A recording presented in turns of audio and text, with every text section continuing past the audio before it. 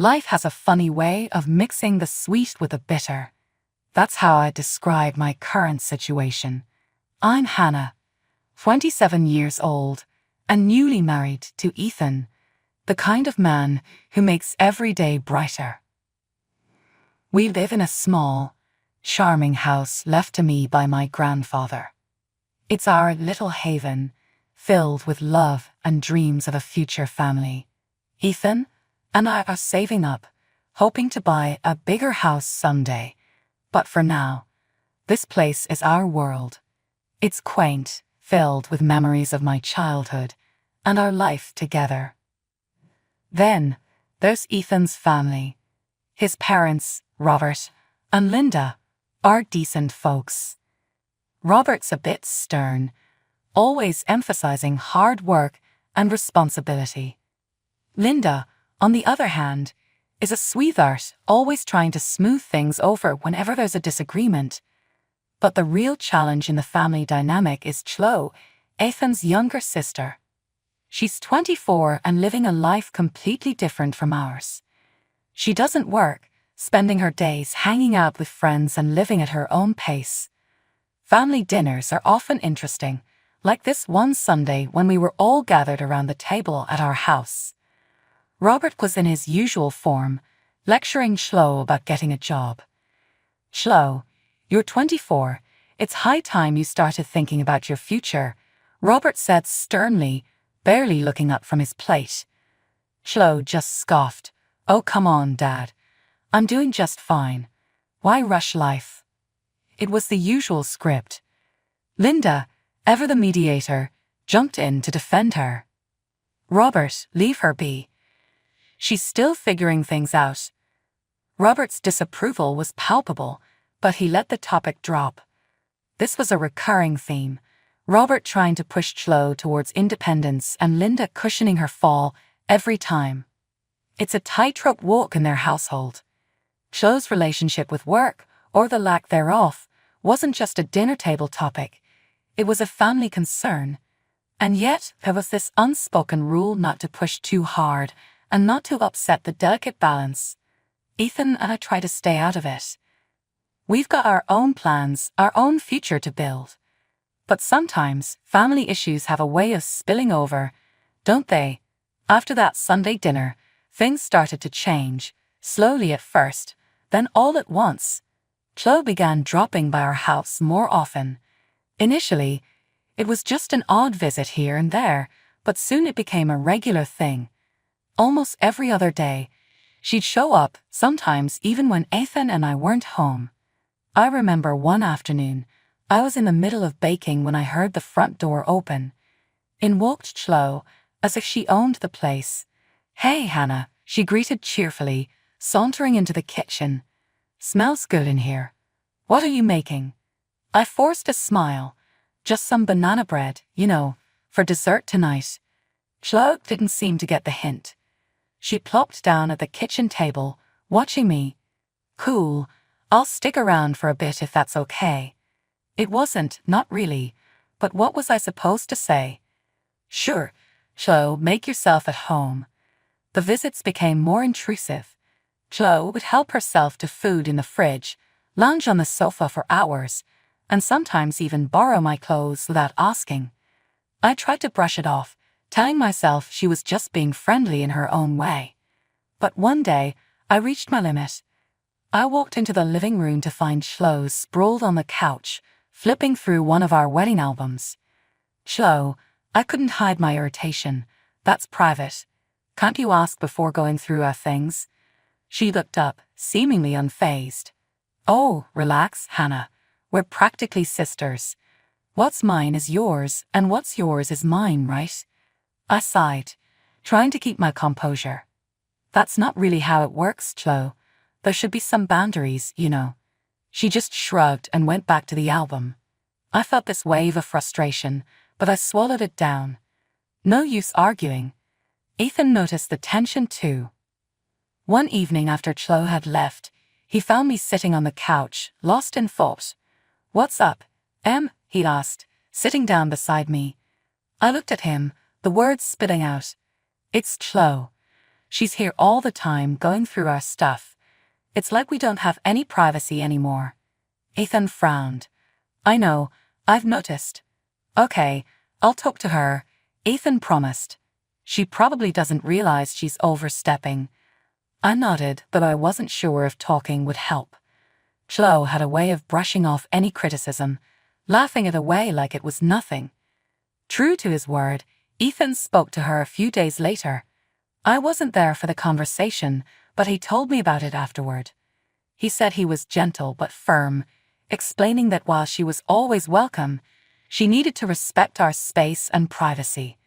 Ethan assured me she took it well, said she didn't realize she was being a bother, and promised to back off. I wanted to believe him, but a part of me doubted things would change. As it turned out, I was right. The visits continued, and with them, the tension grew. It felt like walking on eggshells in my own home, never knowing when Chloe would pop up next. The situation escalated quicker than I expected.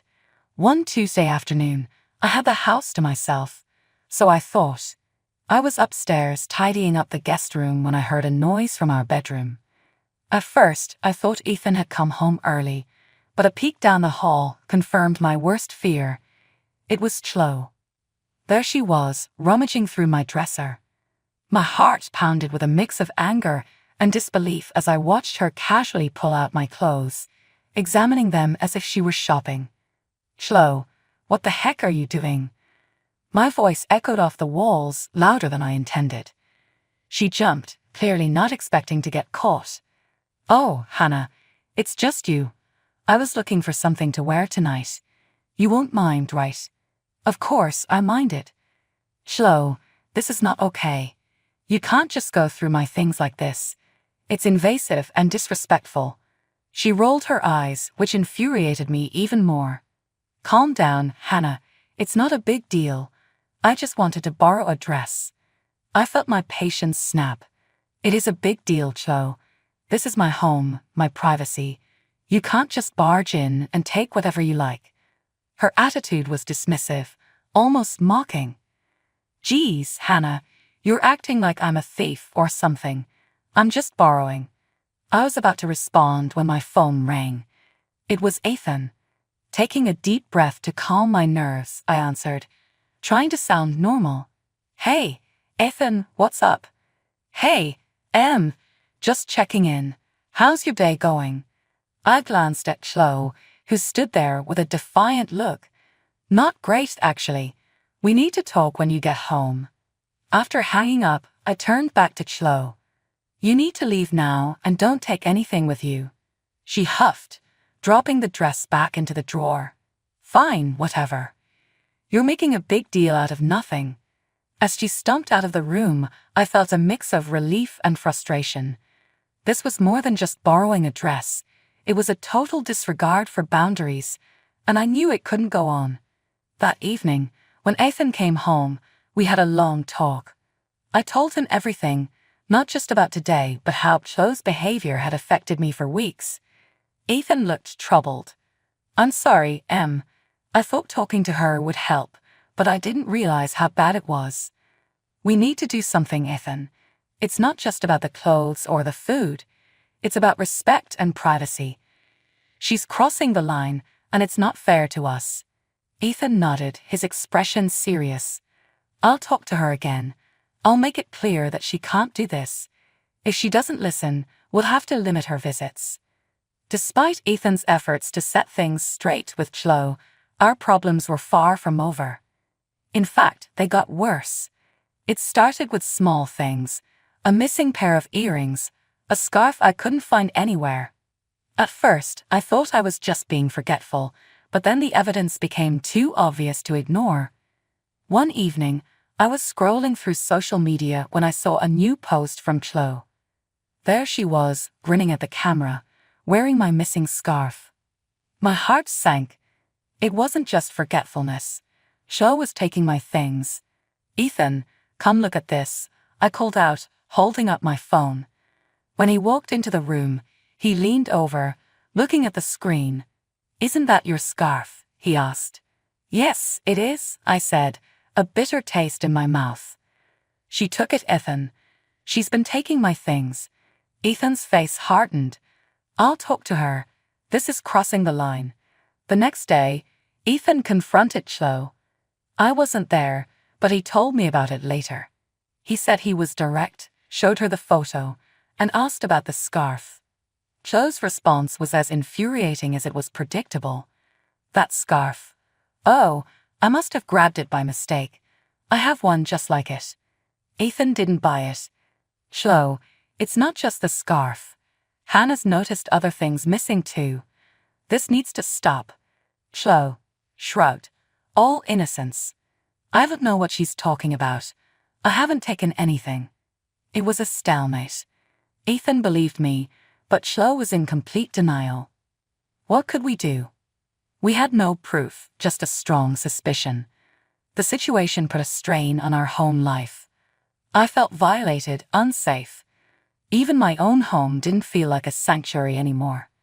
Every time I left a room, I wondered if something else would be missing when I returned. It wasn't long before another incident occurred. This time, it was a pair of sunglasses. I knew I had left them on the kitchen counter, but they were gone the next morning. And as if on cue, Chloe showed up later that day wearing a pair identical to mine. Nice sunglasses, I commented, unable to keep the edge out of my voice. Chloe looked at me, a smirk playing on her lips. Thanks, got them a while back. Pretty cool, right? I didn't respond. What was the point? It was clear she wasn't going to admit to anything. Ethan was as frustrated as I was. I don't know what else we can do. If she won't admit it, how can we stop her? I didn't have an answer. We were stuck in this cycle of theft and denial, and it was wearing me down. I started hiding my valuables, locking doors I never used to lock. It felt ridiculous, but I didn't know what else to do. The thefts were bad enough, but what happened one Friday night took everything to a whole new level. Ethan and I were curled up on the couch, watching a movie, trying to forget our troubles for a while. It was late, maybe around 11:00 p.m., when we heard a commotion outside. Loud voices, laughter, the sound of a car door slamming. My heart sank as I peeked out the window. There in our driveway was Chloe, looking tipsy with a group of her friends. They stumbled toward the door, and before we could react, they'd barged in. Chloe was leading the pack, a drunken grin on her face. Surprise. She slurred as her friends filed in behind her, loud and unruly. Ethan stood up, his expression a mix of anger and disbelief. Chloe, what the hell? It's almost midnight. Chloe just giggled, swaying slightly. Chill, bro. We just wanted to hang out, have some fun. Her friends were already making themselves at home. One headed to the fridge, another cranked up the music on their phone. I felt a surge of frustration. This is not okay, Chloe. You can't just show up like this, especially not this late. Chloe waved her hand dismissively. Oh, come on, Hannah, loosen up a bit. We're just having a little fun. Ethan's patience snapped. He marched over to the group at the fridge. No, Chloe, you need to leave now. This is our home, and you're disrespecting it. One of Chloe's friends, a tall guy with a loud laugh, piped up. Hey man, no need to be a buzzkill. We're just partying a bit. Ethan was seething. I don't care. Get out or I'm calling the police. The atmosphere shifted from rowdy to tense. Chloe looked at Ethan, her expression sobering a bit. You wouldn't call the cops on your own sister, would you? Ethan didn't waver. Try me. This is the last straw, Chloe. There was a moment of standoff, then Chloe sighed dramatically. Fine, we're leaving. You're such a killjoy, Ethan. As they filed out, the relief was palpable. Ethan locked the door behind them and turned to me, his face a mixture of anger and worry. I'm sorry, I had no idea she would do something like this. I just nodded, feeling emotionally drained. It's not your fault, Ethan, but this can't go on. She's out of control. The incident was a wake-up call. We knew we couldn't let Chloe's behavior slide anymore. But before we could figure out what to do next, something unexpected happened. My dad, a police officer, decided to visit us for a few days. He had always been my rock, and I was grateful for his presence, especially now. He arrived on a Thursday, his old duffel bag in hand, and a reassuring smile on his face. "Hey, pumpkin," he greeted me, giving me a firm hug. "Thought I'd drop by and spend some time with my favorite daughter." I smiled, feeling a sense of relief wash over me. "I'm your only daughter, Dad, but I'm glad you're here." The only unpleasant moment was when Chloe showed up, asking to use the toilet. After a moment's thought, I let her in, not wanting to make a scene in front of Dad. He was a man of few words, but his presence alone made me feel safer. That evening, we had a quiet dinner, and I could tell Ethan felt more at ease too. The next morning, things took a turn. Dad usually kept his wallet and a few personal items in a small pouch he carried, but when he went to grab his wallet, his brow furrowed in confusion. "That's odd," he muttered, searching through his pouch. "I could have sworn I had my card in here." Ethan and I exchanged a look. "What's wrong, Dad?" I asked, a sinking feeling in my stomach. "My bank card. It's missing." He sounded more puzzled than worried. We immediately called the bank and blocked the card. Just then, my phone rang.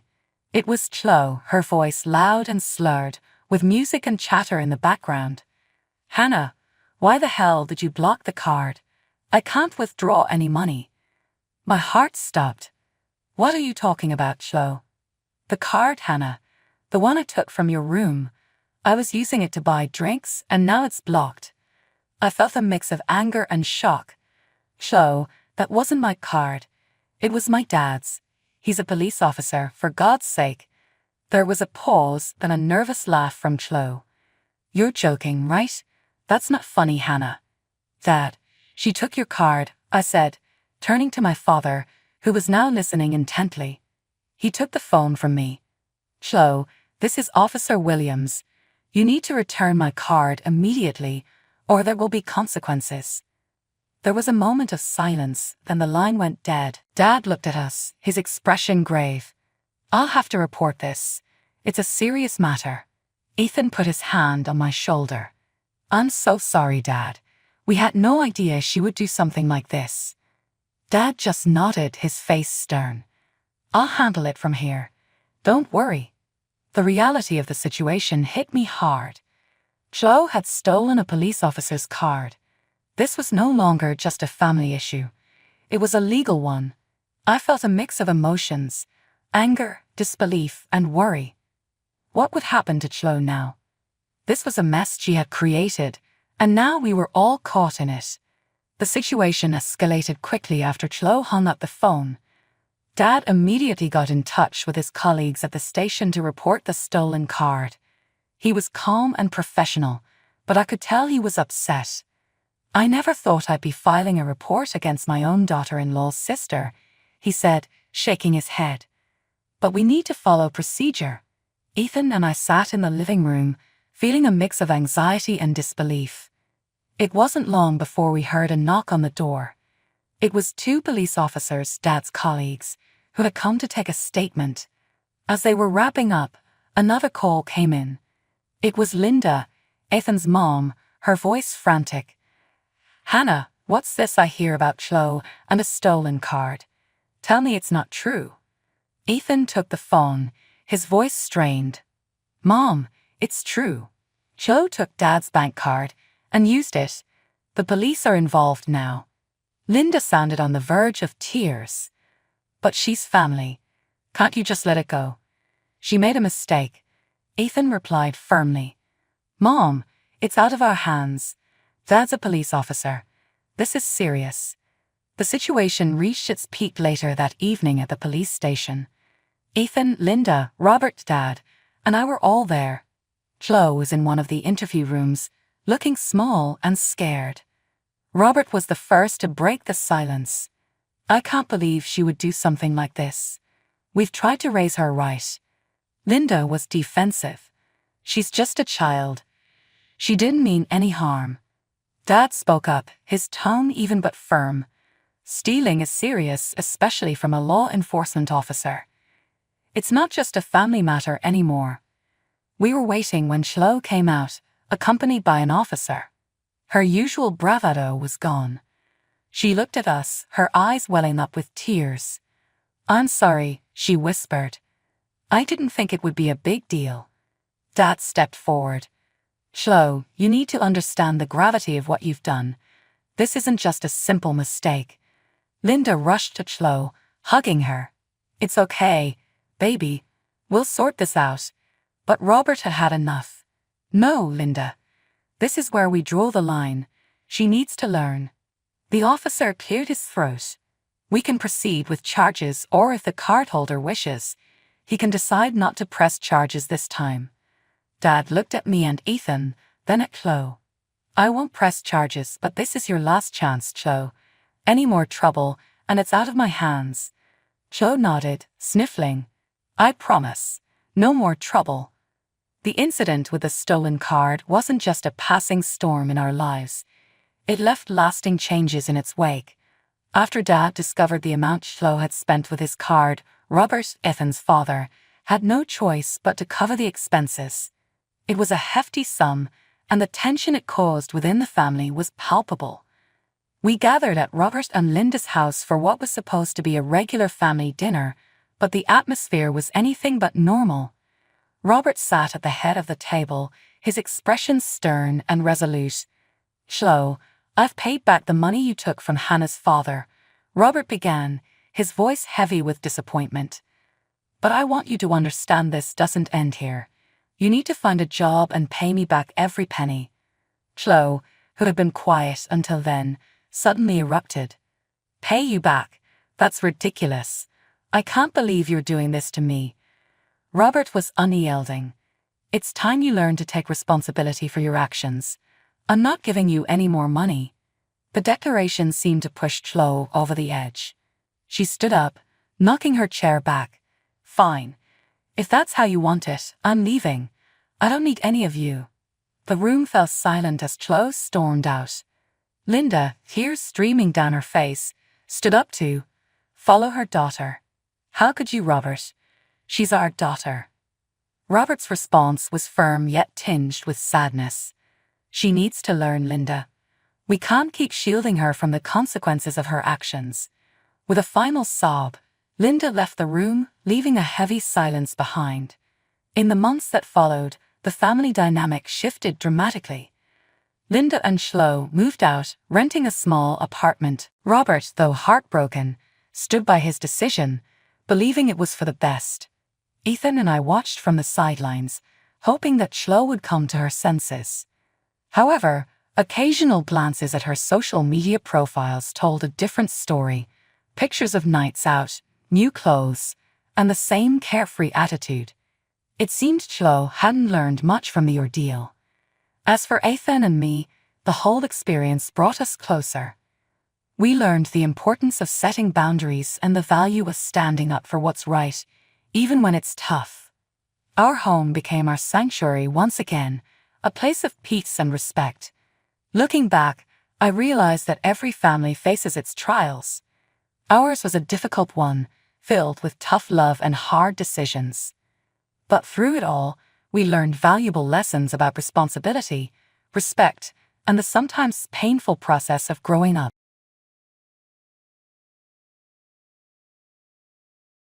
My name is Kathy. I'm 40 years old, and I work in an office. I live with my husband Bob, who's 3 years older than me and works with me in the same company. We've been married for 10 years, but we don't have any kids. Since I got married when I was 30, I've always felt a strong desire to start a family. Both Bob and I wanted children. Even though men don't have a biological clock like women, I felt like I had until I was 35 to have kids because I'm not very physically strong. I wanted to have the energy to go through pregnancy and raising children. Unfortunately, things didn't go as planned. We tried to have a baby right after getting married, but it didn't happen. So, we went to see a doctor who specializes in women's health to find out what was going on. The tests showed that I had some issues that made it hard for me to get pregnant. It wasn't impossible, but the chances were very low, and it would be a challenge. Bob was really disappointed when he heard the news. He wondered if he could ever be a father. Seeing him upset like that, I didn't know what to say. We kept trying to have a baby, but it seemed like an impossible task. I tried to cheer up my sad husband by telling him that not having a child isn't the end of everything. I suggested we enjoy our lives together just as a couple. He seemed to agree, resigned to the situation, saying there wasn't much we could do about it, so we might as well go with the flow. But over time, Bob started to change. When we saw families with kids out and about, he'd wonder aloud if we could have had fun family outings like that. And when we visited friends who had children, he'd comment on how lucky they were and seemed jealous. It made me wonder if he couldn't let go of the idea of having a child deep down. I felt uncomfortable. Then things started to get tense between us. When we were trying to get pregnant, Bob used to help out a lot around the house, worried that I might overdo it and affect my chances of conceiving. He'd insist on doing heavy lifting and took on a lot of household chores on weekends. But once it became clear that I couldn't have a child, he stopped doing anything. He said he was tired and that housework was the wife's responsibility. It felt like he was blaming me for not being able to have a baby. After that, Bob started spending his weekends just relaxing. He'd either sleep or play on his phone all day. Suddenly, I found myself with more chores to do, and my health started to decline. When I got sick with a fever or stomach ache, he'd simply tell me to deal with it myself and wouldn't even bother to take care of me. I couldn't argue with him because, in a way, he was right. I was the reason we couldn't have a child. I began to wonder if getting a divorce was the right decision. Just when I thought things couldn't get worse, Bob got transferred for a big project at another company. It was in a different state, and he ended up moving there for work. Naturally, I assumed I would go with him, but he said I didn't need to. He insisted he could handle it alone. Hearing those words, I took some time to think. Maybe our separation would give him space to sort out his feelings, especially since he seemed frustrated and distant because of our infertility issues. So I agreed to stay behind, telling him it was okay and that I'd take care of things here. When Bob left, he would only come home about once a month. Even when he did, he'd quickly say he was busy and had to leave again. It became routine, but despite the short visits, I was glad to see him because it meant he still cared enough to come back. As time passed, something unexpected happened. Bob started to change. At first, he was the same as always, but gradually he became kinder. He'd bring me little gifts, saying he bought something for me to enjoy, or he'd even go shopping with me. It felt like a small but significant shift in our relationship. Even though he had limited time, Bob would check in on me regularly, asking if there was anything bothering me.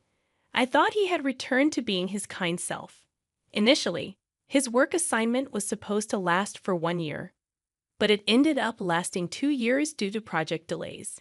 By the second year, he stopped bringing up our infertility issues when we saw families with children. Instead, he admitted that we couldn't have kids together, but reassured me he had come to terms with it.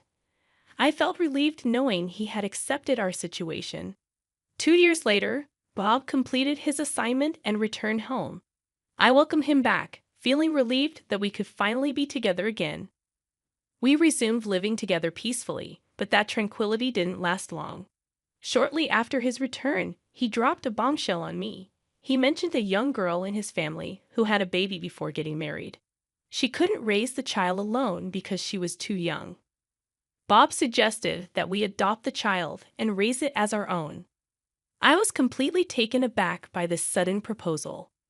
When I asked him what was going on, he explained that since we couldn't have a child of our own, he thought adopting this baby would be a good idea. Overwhelmed by this unexpected suggestion, I asked for some time to think about it and ended the conversation there. Something felt off about Bob's story. His family lived far away, and we didn't have much contact with them. Our relationship with his relatives was distant, to the point where we only exchanged Christmas cards once a year. Plus, we didn't have a traditional wedding ceremony, so I didn't know his family well. Despite feeling uneasy, I reluctantly considered adopting a child from someone I barely knew. I asked Bob if I could meet the child's parents to learn more about them, but he refused firmly. He questioned why it mattered who the parents were and why I was so interested. But I believed it was important to understand the situation fully. I wanted to know why the parents couldn't raise the child and what happened to the child's father. When I pushed for answers, Bob got angry and accused me of prying too much. He even threatened to end our relationship if I didn't agree to take in the child. In that moment, it became clear to me that Bob's true priority was having a child, no matter the cost. My feelings and concerns didn't seem to matter to him. I realized I had reached my limit, so I agreed to leave. I packed up my things and found temporary shelter in a motel near the train station, not knowing where else to go. The divorce proceedings with my husband went smoothly. We settled everything through a lawyer to avoid any disputes, including matters like alimony and property division. It all ended without any problems. Feeling uncomfortable working at the same company as my ex-husband, I decided to quit and found a new job at a small law firm. With my computer skills and administrative assistant certifications, I managed to get hired there. It took some time to adjust to the new workplace, but I eventually found my rhythm and led a peaceful life. After living separately from my husband for 2 years, I had grown accustomed to coming home to an empty room. Then, one day, about a year into my new life, my ex-husband unexpectedly showed up at my workplace holding a small child. Surprised to see me, he asked why I was there. When I reminded him that I worked there, he looked shocked. After escorting him to my supervising attorney, I learned a shocking truth. My ex-husband confessed that he suspected the child he was holding, born a year ago, wasn't his.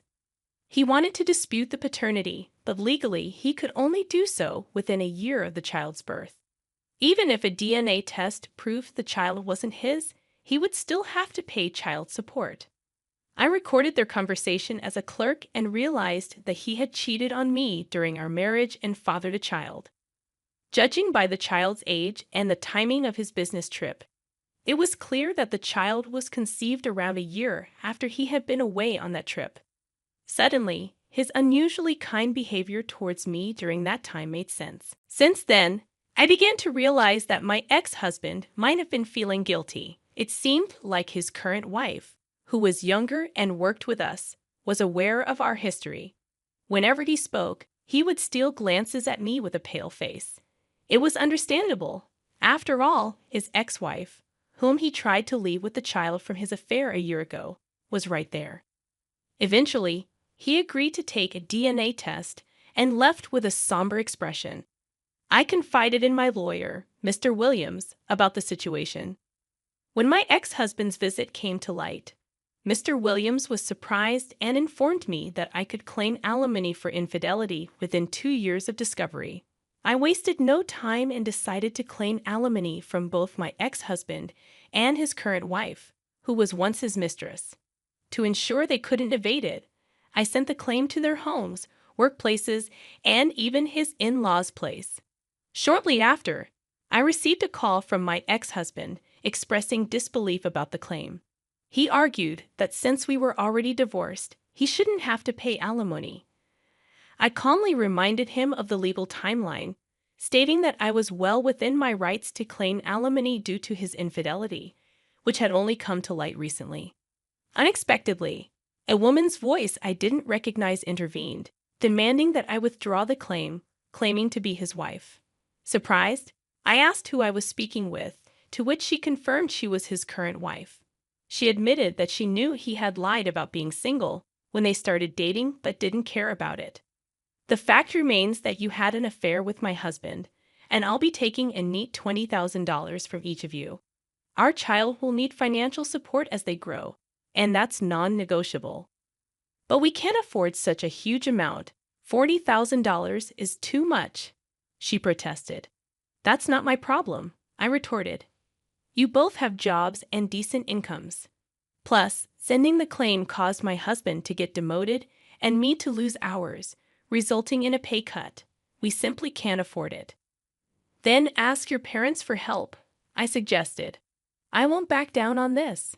I absolutely refuse to pay, she shouted, and my husband returned to the phone, pleading, "We're facing financial difficulties. Could you please drop the claim?" "No, I won't drop it," I replied firmly. "And while we're at it, remember the fertility test we took a few years ago?" "Yeah, we did. Although it turned out I had a problem," he recalled. "The test results also showed that you had an issue," I revealed. "You're kidding, right?" he exclaimed. "No, it's true. I didn't want to hurt you, so I kept it a secret at the time. But I still have the paper with the results. Want me to send it to you?" When I revealed the truth about our fertility issues to Bob, he reacted by insisting it was a lie. It seemed like the shock had him denying everything. However, the reality was that the doctor had indeed confirmed significant issues on both our ends. When Bob heard about my problem, he was so shocked that he left the doctor's office before hearing the full explanation. Initially, I had planned to keep this fact to myself, but I decided there was no point in hiding it anymore. After informing Bob of the truth, he continued to deny it. But I ended the conversation, feeling there was no use arguing further. In the end, I managed to receive a total of $20,000 each from them for emotional distress, totaling $40,000. She refused to pay her share, so it seems Bob took on the entire burden. Later, it was discovered through a DNA test that the child was not Bob's, confirming his fears. He's now contemplating divorcing his wife, but the financial strain of child support and emotional distress compensation has tied him to the marriage. He confided in me that he only wanted me to raise the child with his affair partner because she's quite strong-willed. He admitted that if he had custody of the child, he would find an excuse to break up with her. Currently, Bob's relationship with his wife is strained, and the atmosphere at home is tense. At work, they face judgment from their peers as the adulterous couple, making things even more challenging for them. As for me, I've grown accustomed to my single life and find fulfillment in my work and socializing with friends. I have plans to go on a trip with my friends during the next long holiday, and despite being alone, my days are fulfilling.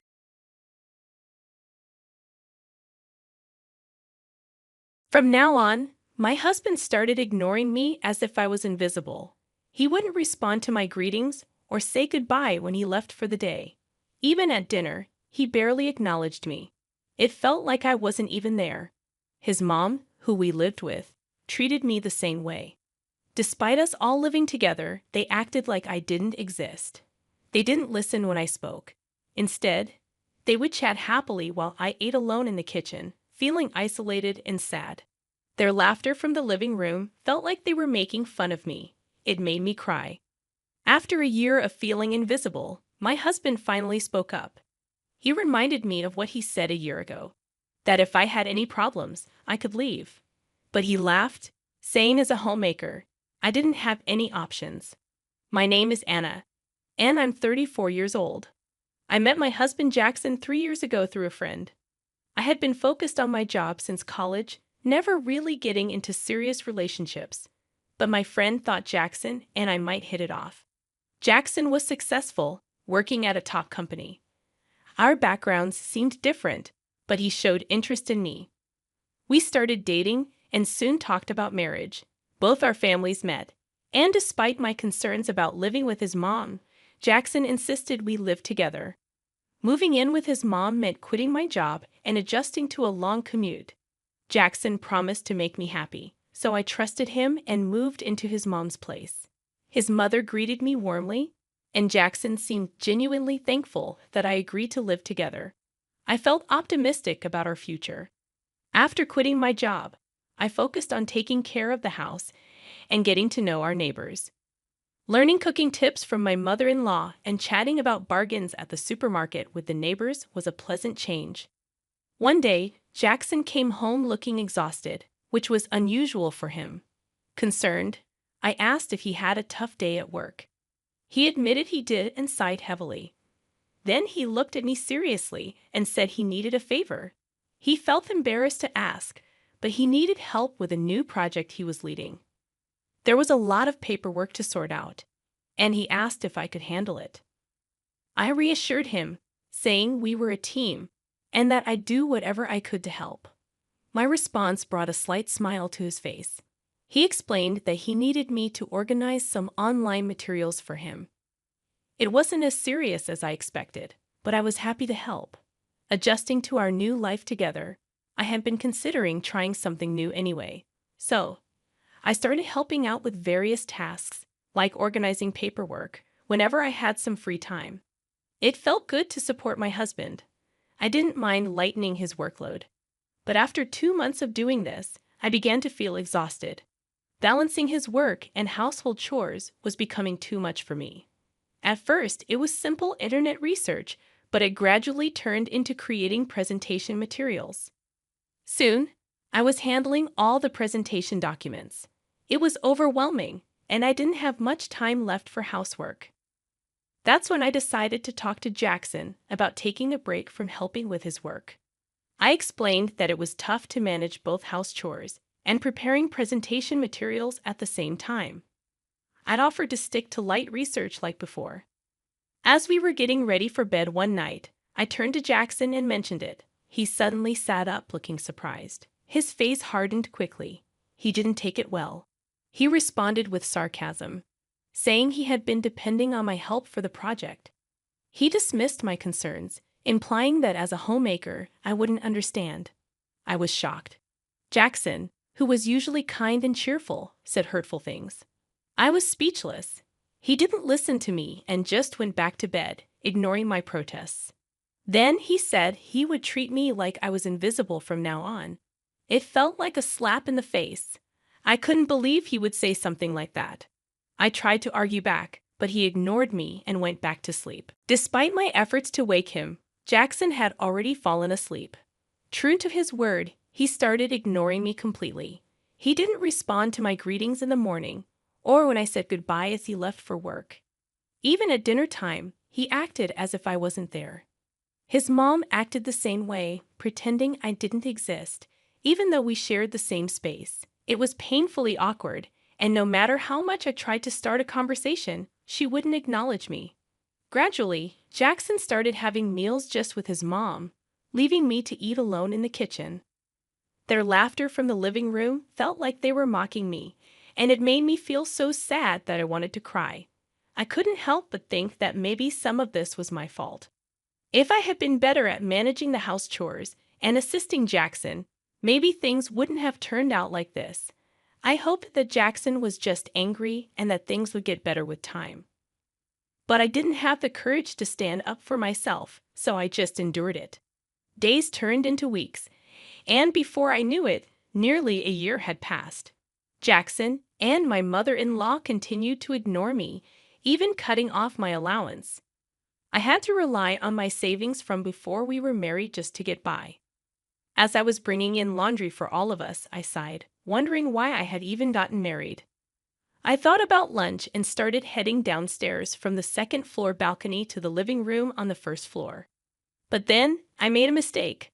I missed a step and fell down the stairs, landing with a loud thud. It hurt, and I rubbed my sore backside, grateful that it didn't seem like I had any serious injuries. As I sat there, bracing myself for a massive bruise on my butt, I heard hurried footsteps from the living room.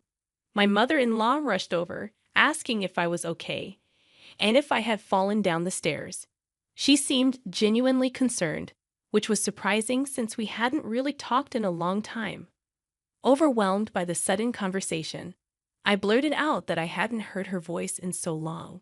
She froze, looking surprised. Quickly realizing I had said something odd, I tried to cover it up with a cheerful tone, saying I wasn't hurt and it was nice to talk to her again. I even threw in a playful joke to lighten the mood, but she looked like she was about to cry. Then she asked if I hated her. I was confused. Why would she think that? She started revealing something shocking. About a year ago, when Jackson started ignoring me, he somehow convinced his mother that I hated her and that it was best for her not to talk to me. It seemed like Jackson didn't like me disobeying him, so he isolated me at home, maybe to control me. I couldn't believe that Jackson, who was always kind and adored by everyone, could do something so terrible. And his mom, who was also kind-hearted. believed him completely, thinking I despised her. I reassured her that I liked her and appreciated all the things she had done for me, like sharing cooking secrets and welcoming me with open arms. She seemed to believe me and apologized for not verifying the truth with me first. She suggested that we confront Jackson about this when he got back from work. After that, we spent a lot of time catching up, and it was the most enjoyable time I had had in recent memory. It felt good to finally clear the air and have a real conversation with my mother-in-law. Jackson came back from work, looking surprised to see me and his mom chatting away. He quickly brushed it off and grabbed a beer from the fridge, acting as if everything was normal. But his mom wasn't having it.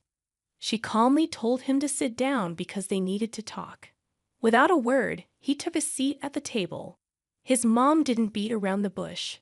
She told Jackson to stop tormenting me and apologize right there and then. But Jackson scoffed, asking for evidence and acting confident that he hadn't done anything wrong. And he was right.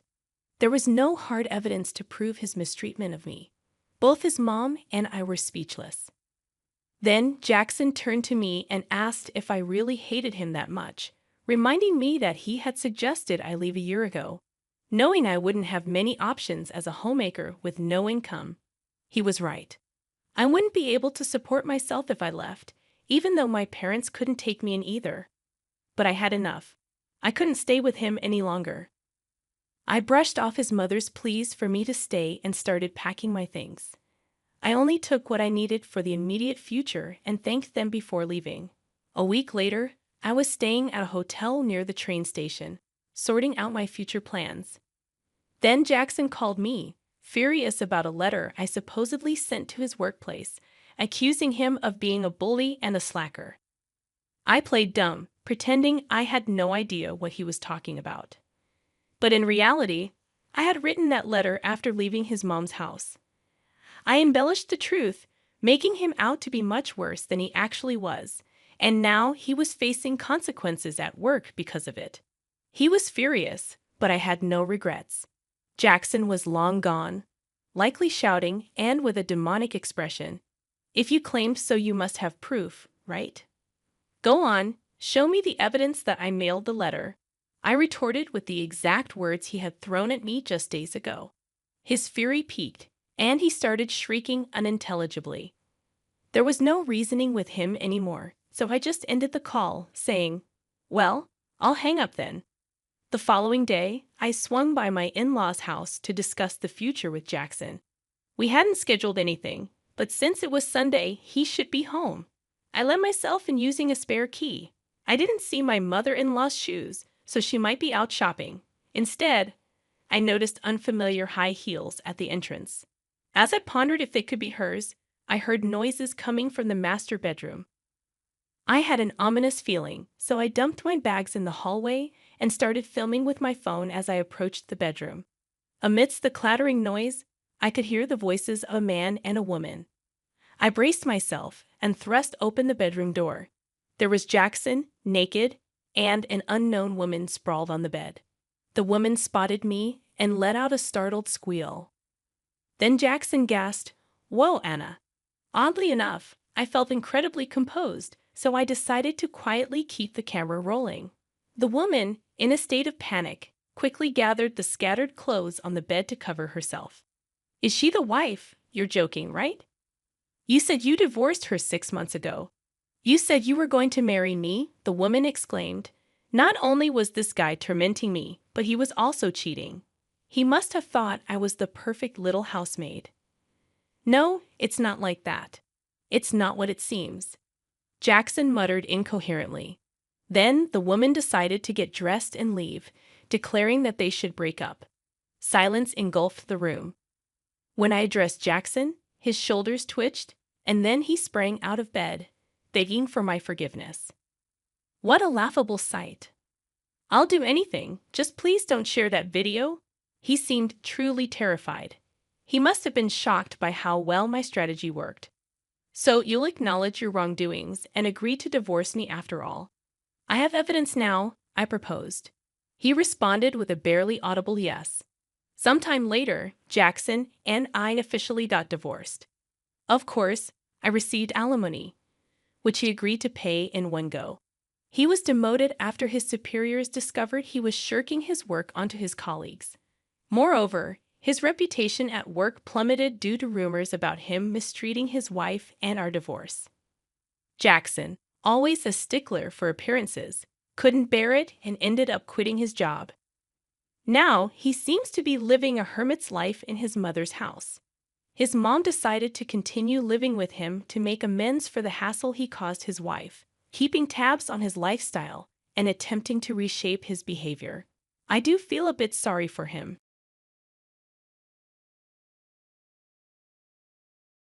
When our son suddenly got sick, I felt really tired and stressed. But instead of helping out, my husband, Nolan, just told me to take care of the house and our child. He said he only married me because he knew I would put up with his affairs. He didn't seem to care that our son was sick. He was drinking beer while I watched in shock. Let me introduce myself. My name is Ruby, and I'm 33 years old. I met Nolan, who's 8 years older than me, on a dating service about 4 years ago. He's successful in his job, but he can be a bit arrogant. He's more outgoing than I am, and I liked that about him. He always praised me for being humble. After we moved in together, I tried hard to live up to his expectations. After dating for a year, Nolan asked me to marry him, and I said yes. He told me he would take care of the money, and he wanted me to manage the house. So I quit my job, and we had a big wedding. He moved into my apartment, and I focused on taking care of our home and him. I didn't mind, and I even stopped working to respect his wishes. My family was happy for us, and my friends were a bit jealous. From the outside, it seemed like we had a perfect marriage. Nolan was successful and handsome, and we had a cute son named Liam. But things started to change after our first anniversary. Nolan was excited when Liam was born, but he started spending more time at work and less time helping with our son. When I asked for his help, he would get angry and say he was too busy with work. He started coming home late, sometimes drunk. I even noticed a different smell on him sometimes.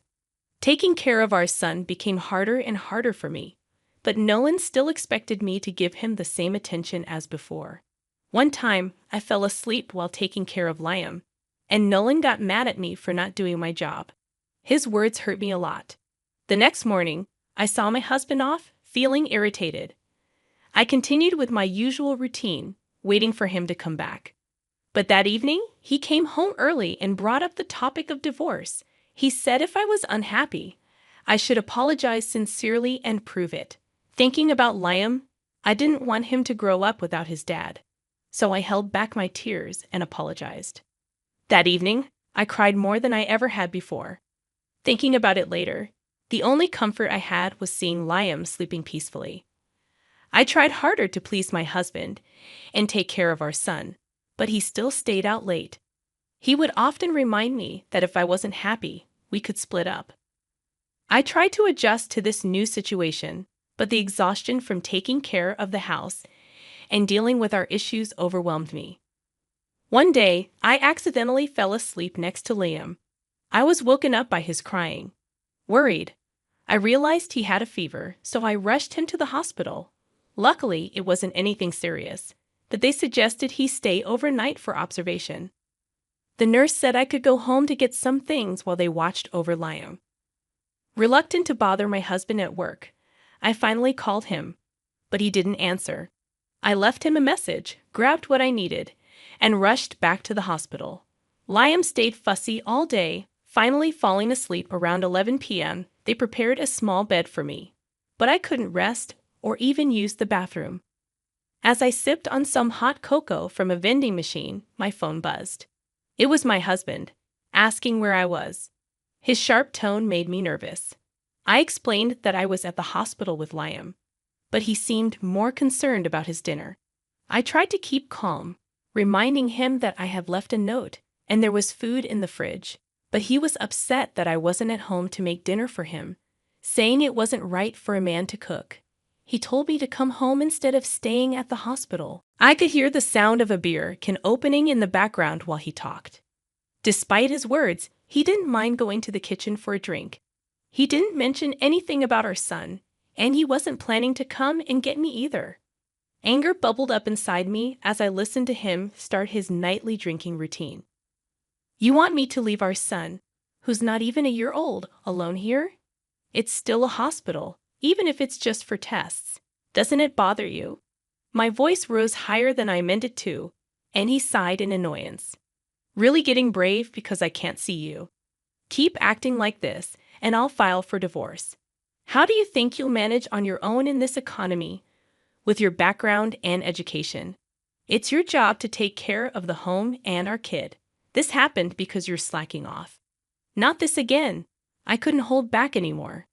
Balancing childcare and household duties had always been tough, but I had believed he truly cared about our family. I ignored his late nights, thinking he was doing it for us. Then I heard another beer can open on his side. Right after he took a sip, he exploded. Are you kidding me? Who do you think pays the bills here? Give me a break. Your only job should be taking care of the house and our child. Then you're done for. Excuse me, women start losing their charm after 30. I won't stay with someone who's past their prime. It's only natural for a guy to want someone younger. I only settled for you because I knew you'd put up with affairs. I was speechless. His hurtful remarks, not entirely because of the alcohol, left me stunned. Then I heard him laugh mockingly. I don't want to be shackled to a family. I had enough to drink, and I'm not hungry. I'm heading to bed. I'll be out tomorrow, so don't call and bother me, okay? If you want to keep this marriage, think about where you stand here. Remember who's putting food on the table. Then he hung up on me. Something inside me broke. Suddenly, everything felt unreal. Seeing that he only viewed our marriage and child as conveniences, all the love I felt for him disappeared. My sadness quickly turned into rage. I couldn't bear that he didn't value our own son. I wasn't the submissive wife he thought he knew. I was determined to make him regret taking a mother for granted. The following day, while Liam was getting his tests done, I reached out to a private investigator. A couple of days later, with Liam thankfully in the clear, we headed home. Predictably, my husband wasn't there to welcome us, and he didn't react to my update about Liam's condition. He'd eventually stumbled home drunk at dawn. I greeted him softly at the door, saying, I've thought about where I stand. Fine, I won't hold it against you this time. Consider yourself lucky. He snorted and made a beeline for the bedroom, leaving a trail of clothes behind. When I picked up his shirt, I noticed what looked like makeup glitter. Suit yourself, I thought. Looking at the man who was just another middle-aged guy now, I started planning my next steps. A month passed, and I was jolted awake by the insistent ringing of the doorbell early one morning. Come on, open up. Why won't my key work? Your husband is back, the voice said. It sounded like Nolan was back from his 3-day trip. I had anticipated his return tonight, but he came back this morning instead. I had my suspicions about it being an actual business trip, but at this point, it was irrelevant. Squinting through my sleepiness, I called his number. Do you mind? It's early, and you're bugging the neighbors. The key is not working. Did Liam mess with it? This is what happens when you're not paying attention. The lock isn't broken, he said. What? That doesn't make sense. I swapped out the locks while you were away, I replied. Peering out from the upstairs window, I could see him standing there, looking completely lost. What on earth did you do without asking me? Who do you think runs this house? I'll divorce you. If you don't want that, then just unlock the door, he demanded. Oh, I've taken care of that, I said calmly. Taken care of what? The divorce. I filed the papers. We're officially strangers now. Hold on. What are you talking about? I never signed any paperwork. I see what you did. You filled it out yourself, huh? That's illegal, and it won't hold up in court. I couldn't help but smirk at his overconfident expression. You've forgotten, haven't you? Remember the time you first mentioned divorce? You brought home a filled-out form. What are you talking about? That's right. On that heart-wrenching day, you came home with a pre-filled divorce form. After my apology, you crumpled it and chucked it at me. I thought you threw it out. I kept it, thinking it might come in handy. In hindsight, I guess I always sensed this day would come. As I reminisced, he looked visibly shaken, mouth wide open. What about this house and our expenses? How do you expect to live, being a stay-at-home mom? Oh, this is so sad. Our young son's going to suffer because of your impulsive choices. Did it straight. Remember, this house came from my grandparents, making me the legal owner. You were just living here. And regarding finances, I landed a job. You're making that up. You couldn't have found a job in this short time. I've been painting in my free time. You always told me not to go to bed before you, so I painted while waiting up for you. After posting my art online, a publisher got interested. Seriously, is that even possible? Maybe you're getting duped. Artists going viral isn't unheard of nowadays. It's a well-known publisher, I said, watching his reaction carefully. He looked shell-shocked, murmuring, "Is this even real?" It felt refreshing to hear him talk without the usual sarcasm or shouting. Yeah, I'm all set for now. And on top of that, what? He trailed off, clearly surprised. There's the spousal support you'll be paying, I informed him. Say what now? I opened the window and tossed him the photos I got from the private investigator. If it was just about you hitting the clubs, I might have let it slide, but you were involved with one of the girls. When I contacted her workplace and the ladies realized they weren't getting sued, they quickly sided with me. He frantically scooped up the photos, his face turning as white as a sheet. I couldn't blame him. The pictures clearly displayed him with a younger woman from the nightlife scene, heading into a shady establishment. Here's more for you, I said, showing him screenshots of his messages, clear evidence of how he neglected me and our son.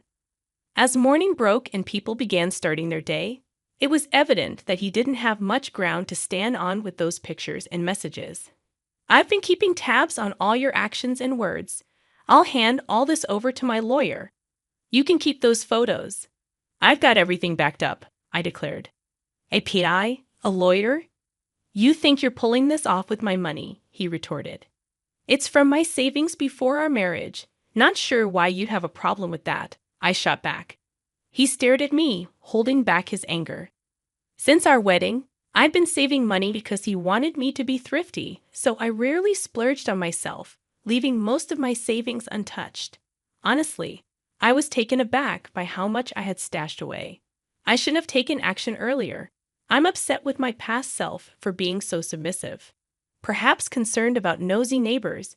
He tried to smile and softly said, "All right, I understand. I'm sorry. Just let me in. We're still married, right?" I no longer checked the mailbox. He promptly checked it and took out an envelope, inspecting its contents. Inside, there was a key to a storage unit and its location. Everything he owned, all purchased with his earnings since we got married, was stored there. The car was his too now. Kindly, I told him to disappear. I was thankful he never contributed to household chores. It meant I knew where all his belongings were. He probably didn't even know how many shirts he owned. I can't live without you. His sudden desperation left me unfazed. I'm fine on my own. Besides, you said I was done for. You're not tied to a fading rose and its seed, are you? Maybe find a younger woman to look after you. Hold on, listen. Moving forward, talk to my attorney. If you linger, I won't hesitate to call the cops. Goodbye. I ended the call, locked all the windows, and shut the blinds. For some time, he incessantly buzzed the doorbell and tried the door. I ignored his barrage of "I'm sorry" texts. When the neighbors started gossiping about his antics, he quickly jumped into his car and left. Later on, I got word from his folks. Turns out, he'd blown all of his personal funds from his single days on nightlife and ended up begging his parents for help. After I laid out the whole story for them, backed by evidence, they gave me an envelope a few days later holding the full alimony they paid for him. I learned he'd been diverting company money for his leisure activities. Given his senior position, once I blew the whistle, he got blacklisted from those venues. His abrupt shift in spending habits raised red flags at his job. While he wasn't fired, he was moved to a smaller role in a distant office. Now he's holed up in a budget apartment. Considering he'd never done any housework, I shuddered to think about the state of his place. But I don't feel sorry for him. He made his bed. Meanwhile, after selling the house and filling in my folks, I moved back home and became an illustrator while also working a side gig at a grocery store. It's not a lavish lifestyle, but I can buy what I want when I wish. My parents have been a rock, and best of all, my son has been thriving with no significant health issues. Recently, he's even expressed a desire to pitch in, which fills me with joy. Even without a dad in the picture, I've promised myself, pointing to where my wedding ring used to be both parents and guarantee my son's happiness.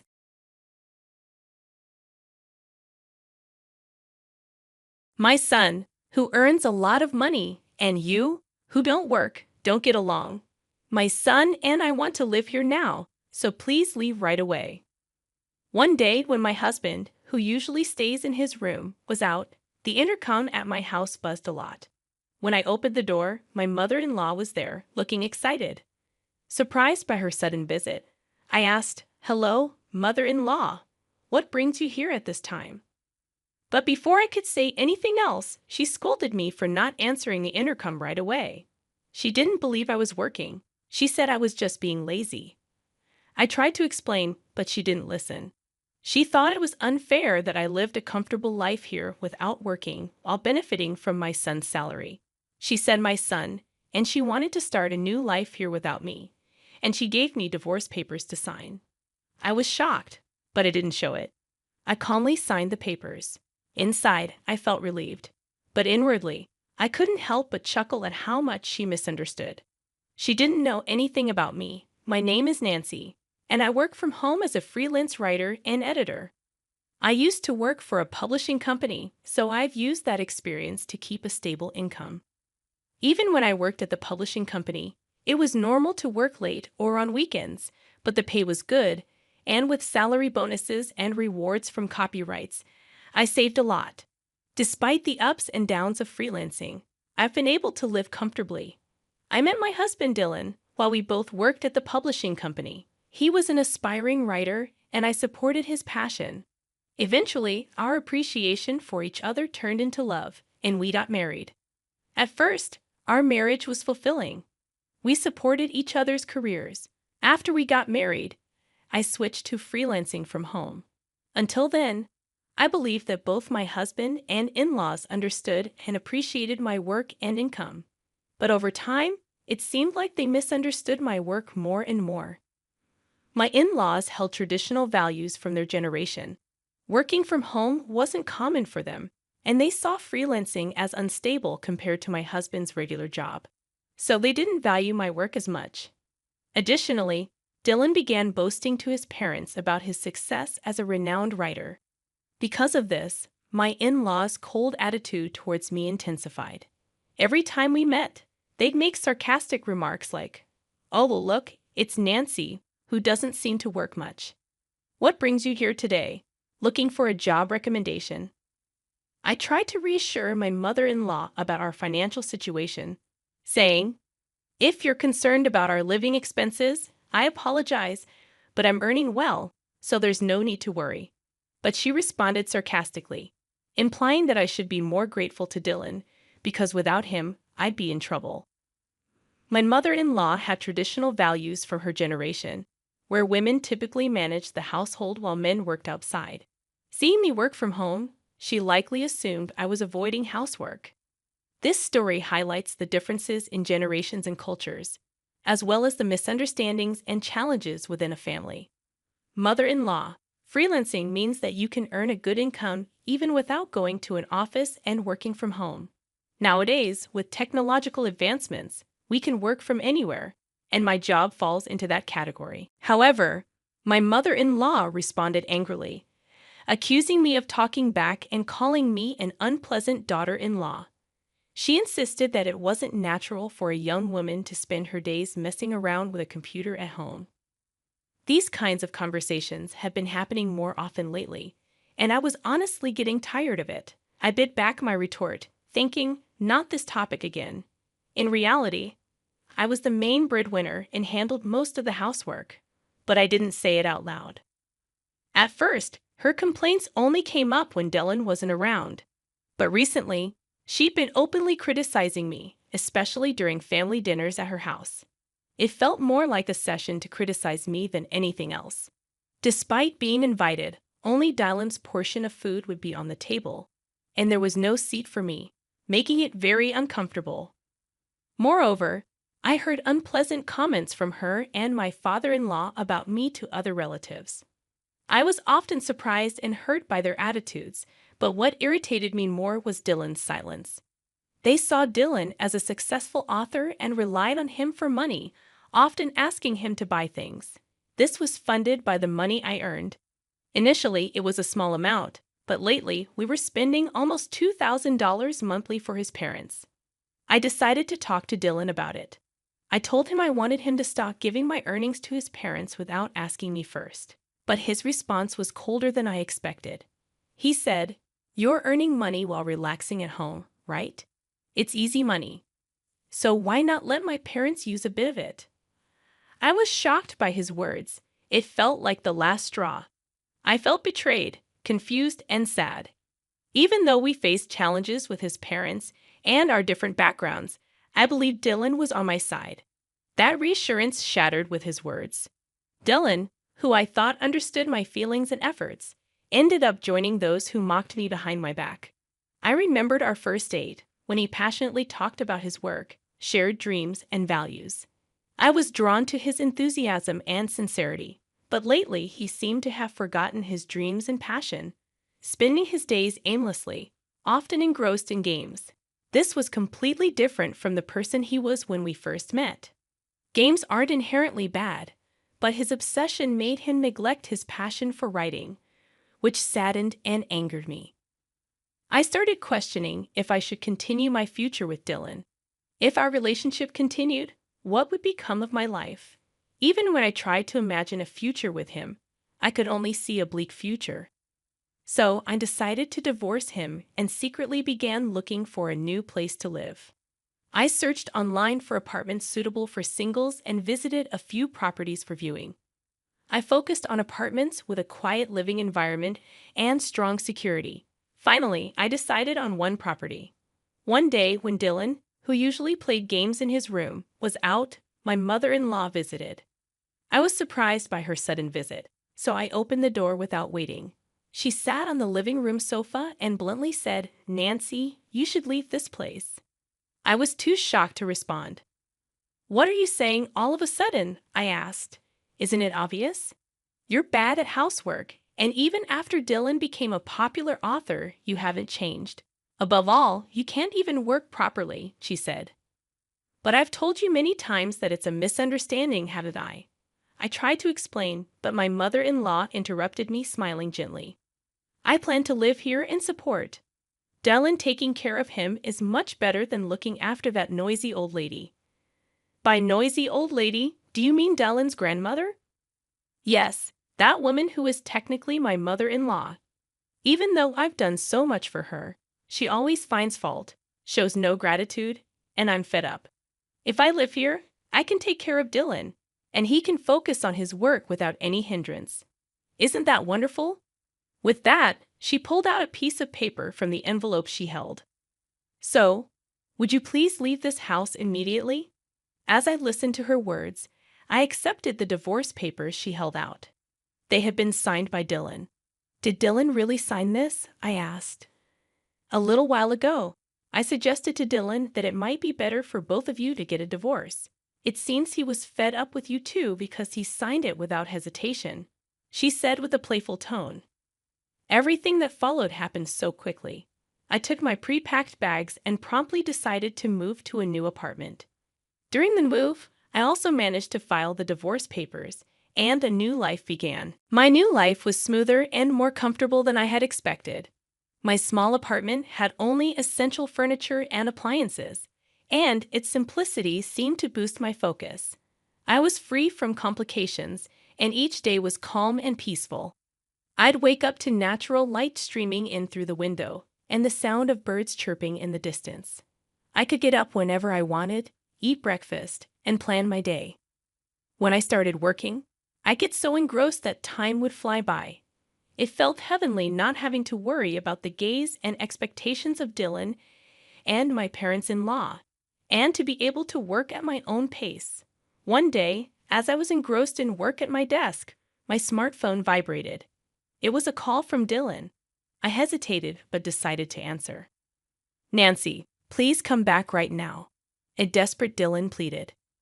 "Why would you want me to come back all of a sudden?" I asked. To be honest, my parents found out I lied about being a popular author. I'm under immense pressure now. They're even talking about moving in, expecting to live off my earnings. So please, can you come back? I see. But returning isn't that simple. You chose to sign the divorce papers, didn't you? So did I. We're not on the same path anymore. So deal with your issues yourself. It's none of my business, I responded firmly. His voice was a mix of desperation and sadness. But I believe we should be together. Please come back. We've chosen different lives now, I said firmly. I could hear Dylan taking a deep breath on the other end. I understand. But since the divorce, there have been many troubles, and it's costing me a lot. I need assistance with expenses like the care fees for our parents and compensations for the chaos it caused. Why are you suddenly talking about this? I think your decisions played a part in ruining all of my plans. How dare you? Remember when we were married, how you and your parents mocked me? I didn't want to say this, but now you seem like an enemy. Your financial troubles arise because you don't work properly. Find another way to sort it out. I wish you wouldn't rely on me for everything, I said, feeling a mix of frustration and anger. With that, I ended the call. Despite numerous subsequent calls from Dylan, I blocked him and changed my number. A few months later, I happened to pass by where his house used to be. Instead of his house, there was now just an empty land. A nearby resident told me about the recent disputes at his place, with the police getting involved at times. The neighbor's words seemed to contain all the emotions of the situation. You must have gone through a lot too. There must have been a lot of turmoil leading to the loss of his house. I stood there for a while, reflecting on our past. The unexpected outcome might be some kind of karma.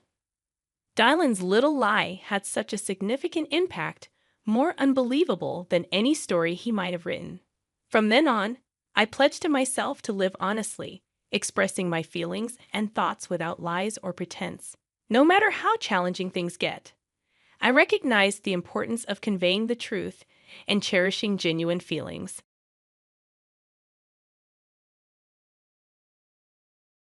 My husband got upset when he saw the remittance to my mom was only $670. Look at your mom's account, I told him plainly.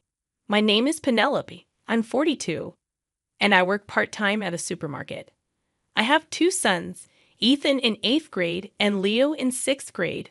My husband, Asher, is 43. His mother, my mother-in-law, is 67 and lives alone since her husband passed away. She gets a small pension, but it's not much. When my father-in-law died, we talked about supporting my mother-in-law since she raised Asher and might need help in the future. We decided I would send her $335 every month, treating it like caregiving. We recently paid off the house loan, and Asher's late father left behind $200,000, which Asher agreed to give entirely to his mom as per his father's will. I thought we could manage without income, but my mother-in-law called, upset about the allowance.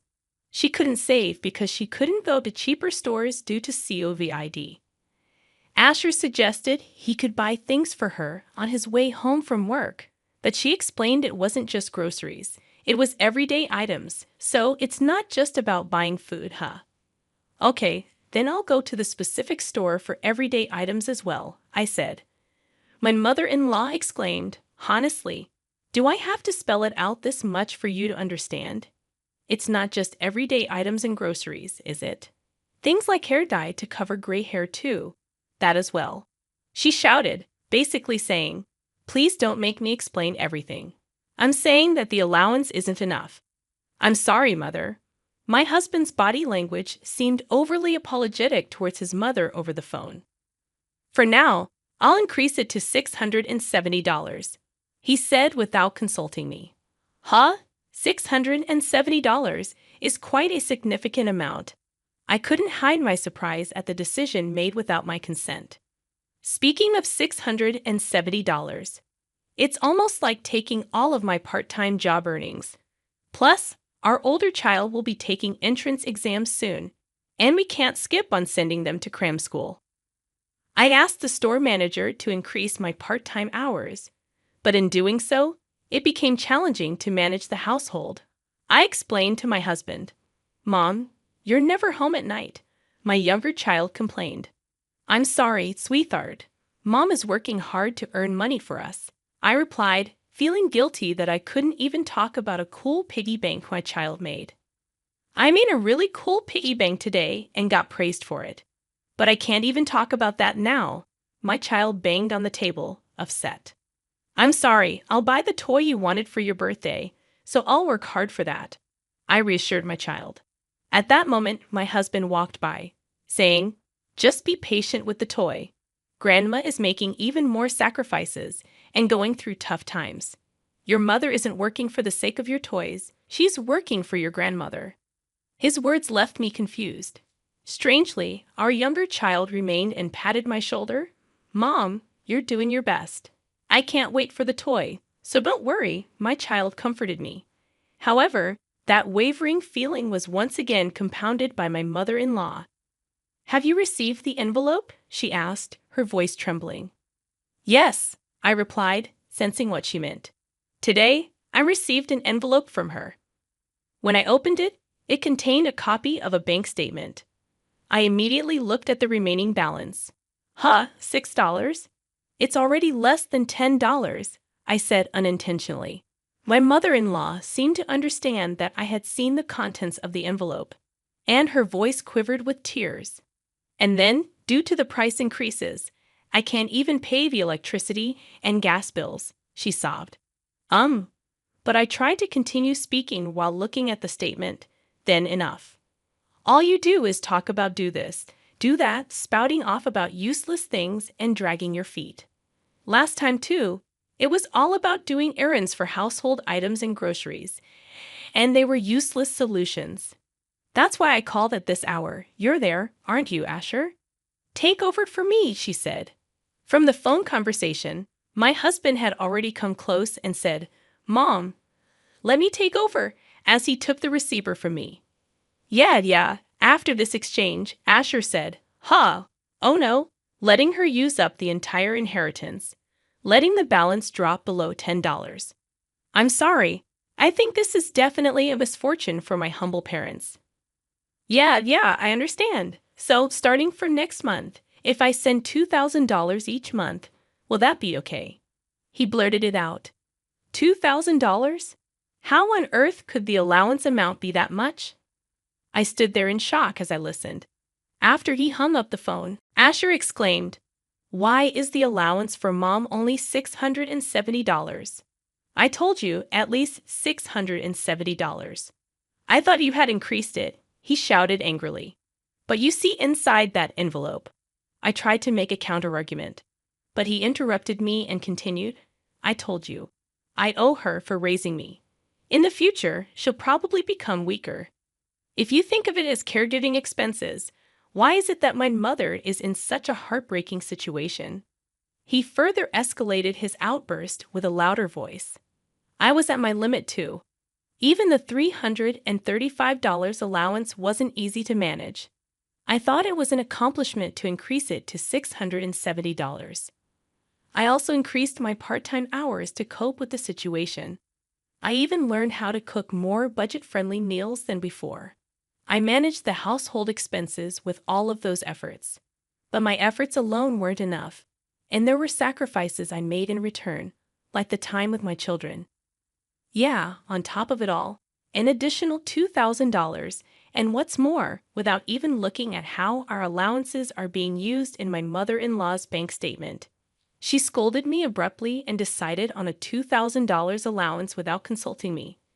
Above all, I'm working for the sake of my sons, not for my mother-in-law. That's enough. A deeply cold voice came from me. I realized that when a person gets too angry, their voice becomes quiet. What do you mean it's fine? Are you getting defensive now? In a somewhat mocking tone, my husband looked down on me. I was no longer willing to yield to my husband's words. After having seen a copy of that statement, I absolutely couldn't accept such a ridiculous proposal as a $2,000 allowance. I've had enough of a son who blindly believes and supports a money-seeking mother and grandmother. People who can't prioritize our family don't belong here. Get out if you want to support your mother so badly, then go live with her. You can happily go to hell together. I pushed my husband firmly. Then I kicked him out the front door. And I walked my husband out the front door. I shoved the envelope in his face. I'll send your belongings back, and you'll cover the shipping. Take a close look at the contents of your mother's bank statement. Huh? My husband asked in response, but I just closed the door with a laugh. Bang. What's going on, Mom? Hearing the commotion, our two children came downstairs. Well, you two, your father said he wants to spend more money on you. And he asked Grandma to spend more too. I couldn't stand it any longer, so I said to the children, I see. If you decided this, Mom, it must be for the best for this house. I'll follow your lead, my older child said. Well, that toy, I'll wait for it until I'm an adult, no matter how many years it takes, so I'll cheer up. My younger son said to me, Thank you, my sons. 1 week later, help me, my husband called me. What about? I replied coldly. Could you at least listen to my story? He stammered. But my husband keeps going, clinging to his speech. I had to stifle my laughter on the phone. I can't believe that you would believe your mother wholeheartedly and then blur out such an outrageous proposal. I can't believe you're calling me now and wanting to get back together. You really have no idea how praising you are, huh? That's just how you are. You're the type who, in moments like this, says huh and questions everything, oblivious to your own indecisiveness. You casually involve others. When pointed out, you react as if it's unexpected. Well, but I suppose it wouldn't hurt to have one final conversation. I want to deliver those last words in person.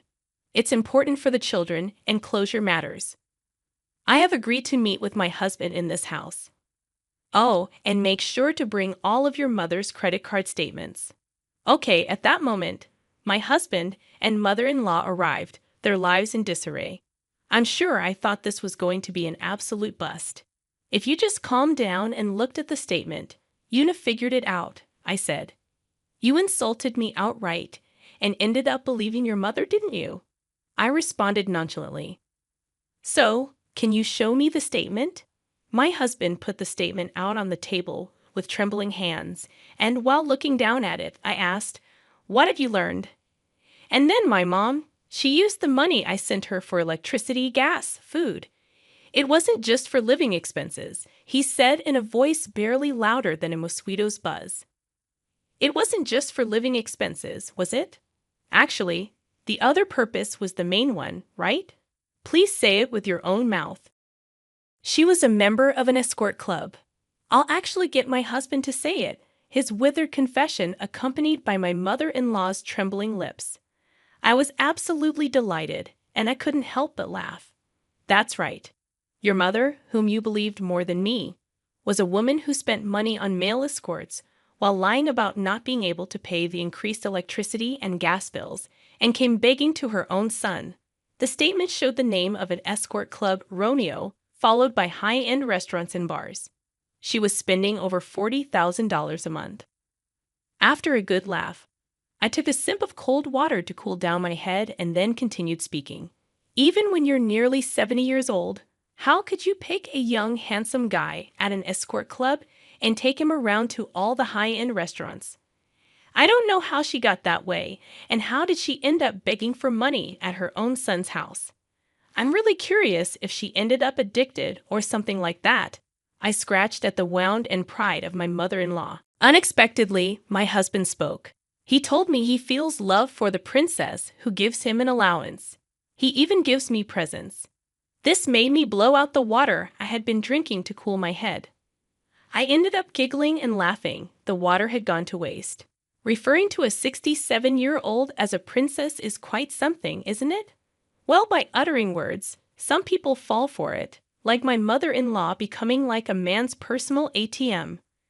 So they'll keep saying those words, won't they? However, I took another sip of water. If you're giving an escort guy an allowance, you must be withdrawing a considerable amount, right? It wasn't my mother-in-law who visibly shuddered. Huh. The voice that uttered this was indeed my husband's. I placed a piece of paper on the table. It was a business card with a handwritten message. It was fun meeting you today. I love you. Please request me again. Huh? My husband stared at the business card on the table. I didn't expect to be kicked out of the house all of a sudden. I didn't even tidy up my own room, did I? I found your stuff while I was cleaning up your things. Even the strange money deductions, it all makes sense now, he said. Yes, that's right. So it's not just my fault, my mother-in-law shouted in a loud voice. There was a glass of lemonade in front of her, but she hadn't touched it at all. It might be expected since she had been continuously blamed. However, as the target of blame shifted, she attempted an unexpected turnaround. What? My husband's voice trembled as he reacted to this blow.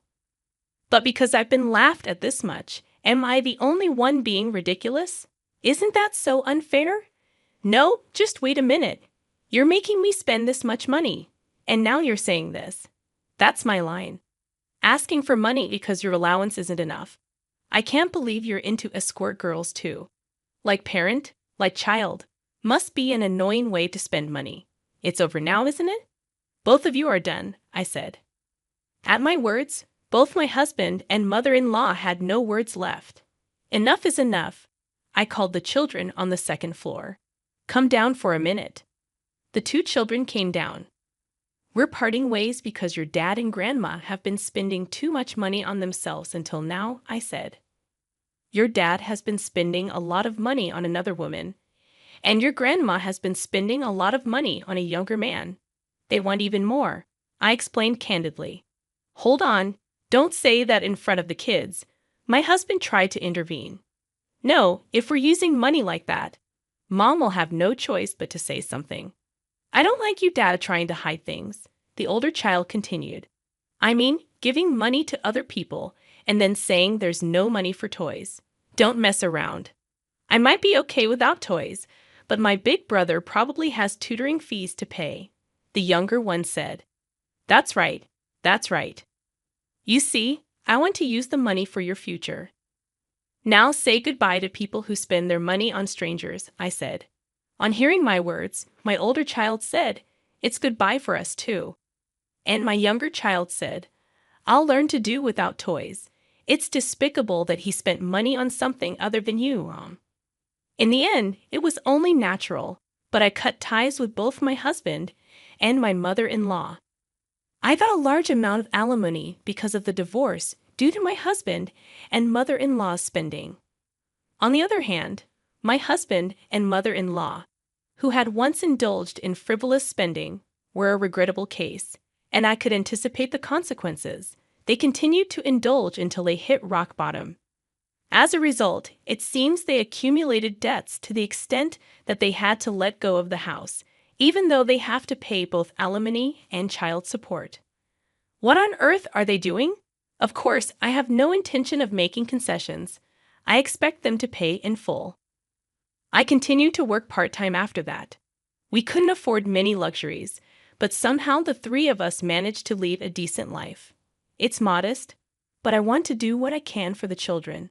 I hope to continue living harmoniously with the three of us in the future.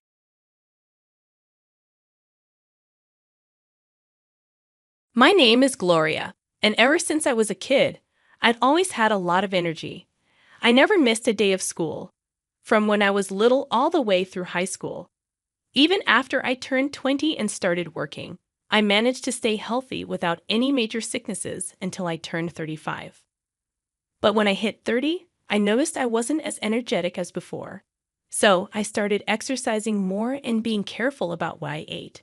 Being positive since I was young helped me cope with things. But there was a time when I got really sick for the first time in my life, and it was tough. It even led to me getting a divorce. I felt like everything was falling apart, and I lost hope for a while. But now I've gotten better and I've accepted what happened. When I turned 40, I started feeling strange.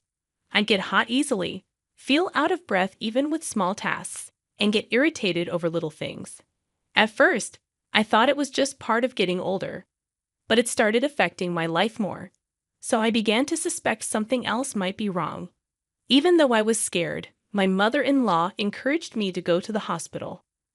Reluctantly, I went, and it turned out I had Graves' disease, a condition where my thyroid gland wasn't working properly. It caused symptoms like feeling hot, trouble sleeping, irritability, and weakness. It's more common in women, and if left untreated, it can lead to serious health problems. There's no complete cure, but I started treatment with medication from the hospital. The treatment didn't work right away, and I had to take time off from work to get better. Thankfully, my boss and coworkers were supportive. But sometimes, I'd worry that I'd never feel normal again and end up crying alone at night. My in-laws were always concerned about me. During weekdays when Orlando was at work, his parents would call to check on me, asking if I needed anything. Orlando's parents are really nice people. They've always been kind to me, especially after my illness was diagnosed. They made sure not to bother me too much, keeping phone calls short and never visiting without warning. I respect them a lot, almost like my own parents. But I tried not to show them how much I was struggling to avoid worrying them. However, Harriet, Orlando's mom, could see through my act. She told me it's normal to feel anxious about being sick, but nobody is to blame for it. She advised me to rest and focus on improving my health. She said the best way to do that is to rely on the people around me and cooperate with them. She even said they consider me like their own daughter and encouraged me not to hesitate to ask for help. Her words were so kind that they made me cry, but then Orlando, with his heartless words, made me wonder if he was really raised by such kind parents. Orlando and I didn't have any problems living together before my illness was discovered. But once I started feeling unwell, his attitude completely changed. Instead of being concerned, he acted as if I was a burden to him. I was too tired, both mentally and physically, to respond most of the time. There were days when I was too exhausted to even move. Of course, I had to ask him to buy groceries or eat out because I couldn't manage it myself. But whenever I asked, Orlando would sigh heavily, showing his annoyance. He complained about having to eat fast food because I couldn't cook. It seemed like his way of making things difficult for me, knowing I was too sick to cook. He often brought fried chicken, insisting that I needed to eat to regain my strength. I understood his reasoning, but when I couldn't eat, he'd scold me for not appreciating his effort. If I couldn't keep up with the housework and there was dust, he'd yell at me for the dirty floors. And when I was well enough to cook and he tasted the food, he'd complain that it tasted different from usual, questioning my cooking skills or whether I was losing my sense of taste. He'd eat the food I cooked, but then retreat to his room without saying a word. I realized something had to change, so I tried talking to Orlando about my illness and the difficulties I was facing, hoping for his support. "You're really sick. I mean, you never even had a cold before, so suddenly being ill, I gotta say, it's hard to believe," he said skeptically. "What do you mean?" I asked. "Well, it's suspicious. You were always healthy, and now you're suddenly sick. I find it hard to trust," he replied. I raised my voice, feeling shocked. How can anyone predict getting sick? Even I was shocked. But still, your illness has nothing to do with me. If housework is too hard, you can do it when you feel better. I married you thinking I wouldn't have to care for you in the future since you were always healthy. This feels like a betrayal, he said, laughing.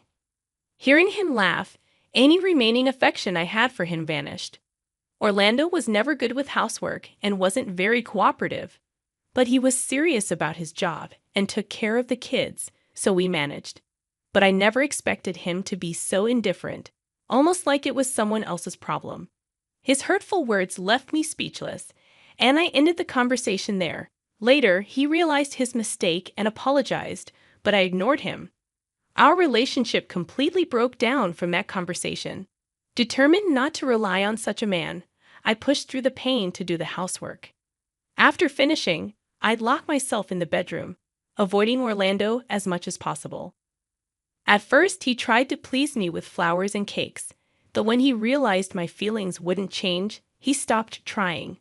Then, in June of a certain year, when the weather was bad with continuous rain and low pressure making me feel worse than usual, Orlando said after returning from work, "There's a wedding next Saturday of a relative living out of state.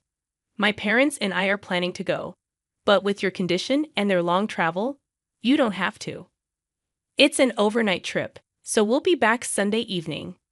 "Out-of-state relatives? Do you even have such relatives?" I asked. "We haven't met them much. It's natural to keep in touch just because we're family. You wouldn't understand since you don't have parents," he replied, getting a little angry. "But that's just how it is," he said in a slightly mocking tone, and I finally got angry. "Actually, I don't have parents. My parents divorced when I was young. I don't know my dad, and my mom raised me alone. Her struggles took a toll, and she passed away when I was 30. So it's true. I don't have parents, but I'm not completely alone in the world." Orlando knows this, yet he said that, and I got incredibly angry. "Don't you have any sensitivity?" I thought.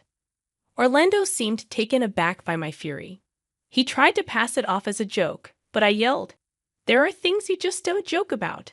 I was so angry that I exhausted myself, eventually just lying down. Orlando seemed a bit concerned, but he was busy preparing for a wedding we were supposed to attend. I was in no shape to go, so I asked if we could skip it. He flatly refused, saying, "Absolutely not."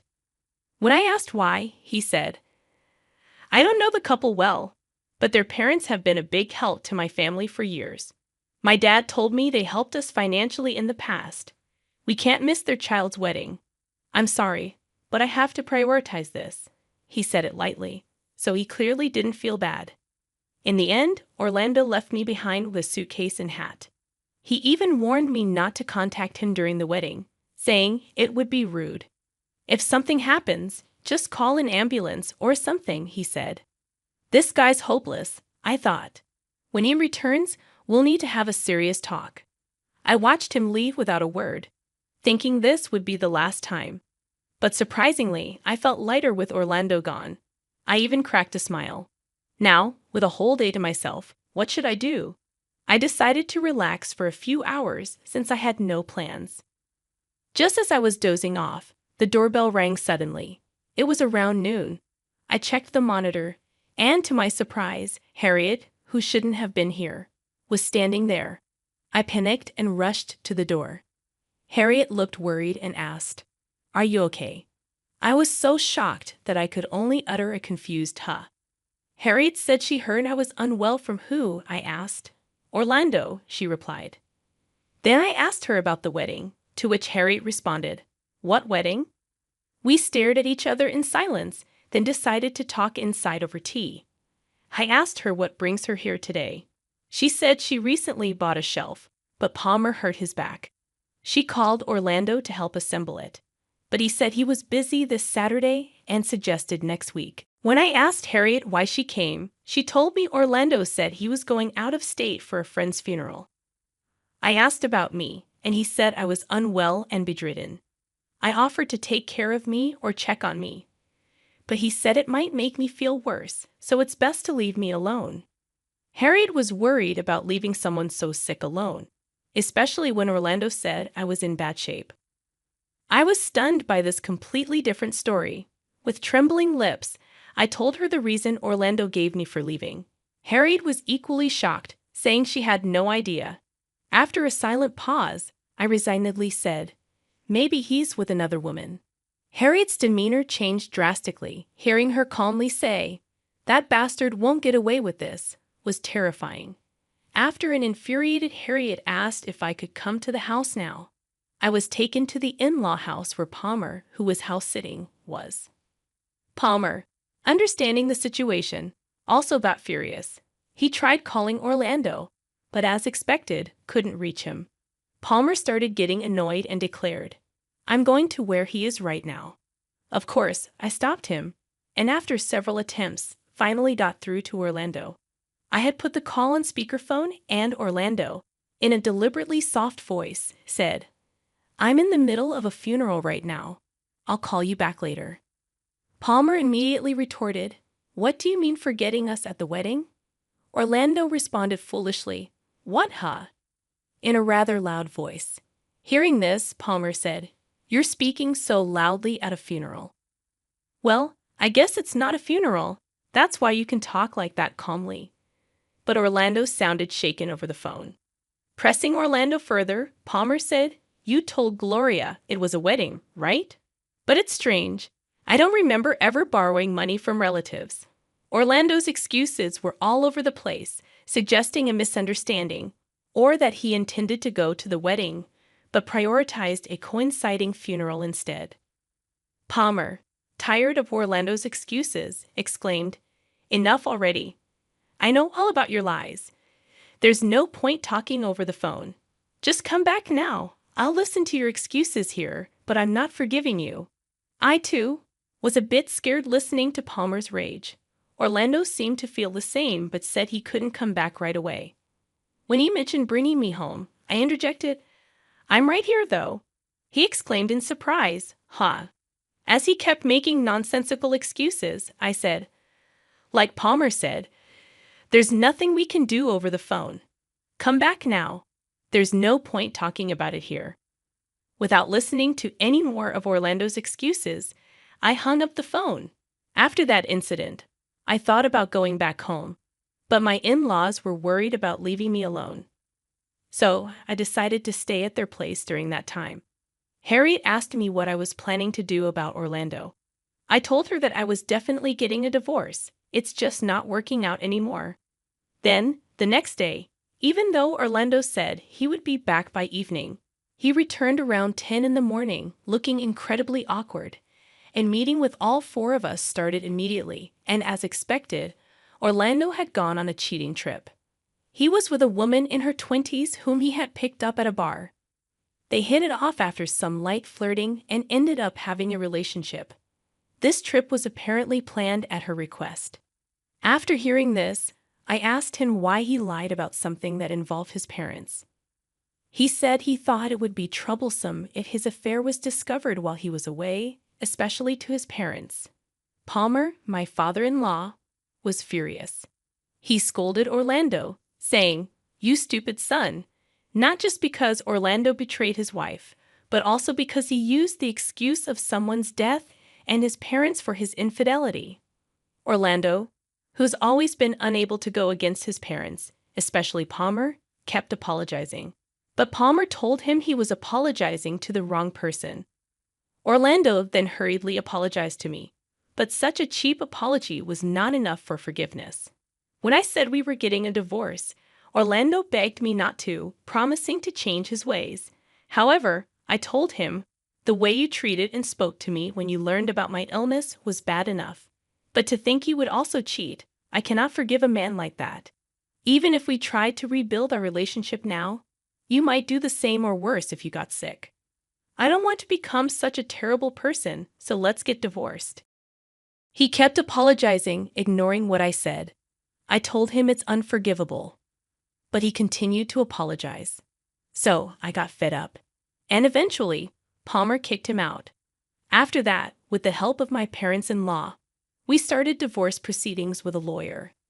Surprisingly, the negotiations went smoothly and were settled without much trouble. However, the affair was only discovered by chance, and if Harry hadn't come, I would have never realized Orlando was cheating. There was almost no evidence of the affair, so the compensation from the other woman was very minimal. But receiving compensation was also a way to prove that the other party was at fault, so I accepted it, thinking it was enough to know that they were guilty. After all, who would want a man who cheats on a sick wife? Orlando was just seen as a wallet, and after everything was settled, he was dumped by his affair partner, which made me laugh. Even after divorcing Orlando, I kept in touch with my parents-in-law. Harriet visits me about twice a month at my new place, and I occasionally visit the in-laws' house. It's nice that we've kept our good relationship. Orlando was disowned by his parents and banned from their house. They were so angry and disgusted with him, saying, "You're no son of ours. We disown you. Go wherever you want." When Orlando heard this, he was shocked. He didn't expect to be disowned. He tried to come back once, thinking they were still family, but Palmer chased him off, saying, "Didn't I tell you not to come here?" and threw water on him. Harriet told me about it, but my parents-in-law always cared for me, so even though I was down for a while after the divorce, I got over it pretty quickly. My health has been improving since the divorce, and I'm planning to return to work soon. I still have to deal with medication and checkups for my illness, but I'll overcome it with my naturally positive attitude.